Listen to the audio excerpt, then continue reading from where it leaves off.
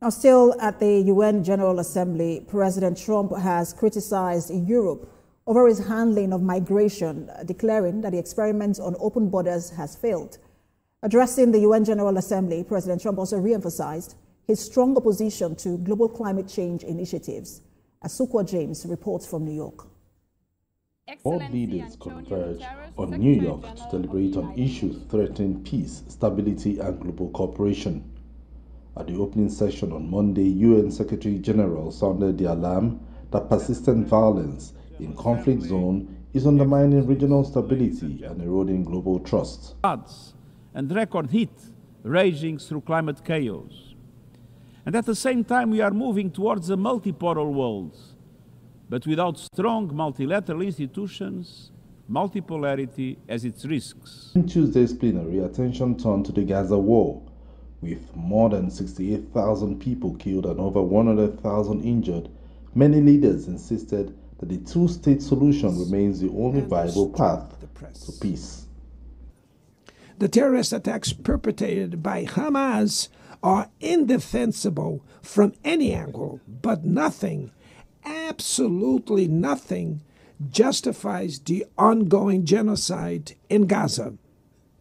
About 150 nations voted in support of the two-state solution. Attention downshifted to the U.S. president's stance. But rather than joining the call, President Trump came out gun-blazing, criticizing the UN for enabling unchecked migration and Europe for being misled by what he called the climate change campaign. And I'm telling you that if you don't get away from the green energy scam, your country is going to fail. And if you don't stop people that you've never seen before, that you have nothing in common with, your country is going to fail.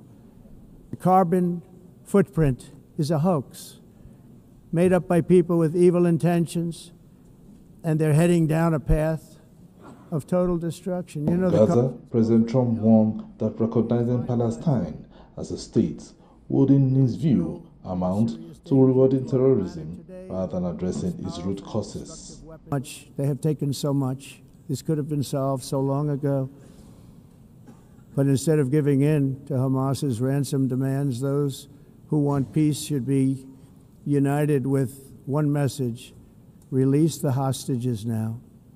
Just release the hostages now. The speeches today may have taken different tones, but what stood out today was a speech by U.S. President Donald Trump, who insisted that countries from around the world review his immigration and his climate change policies. In the coming days, it will be clear whether other world leaders align with his sentiment or push back against them. Asukwa James, TVC News, New York.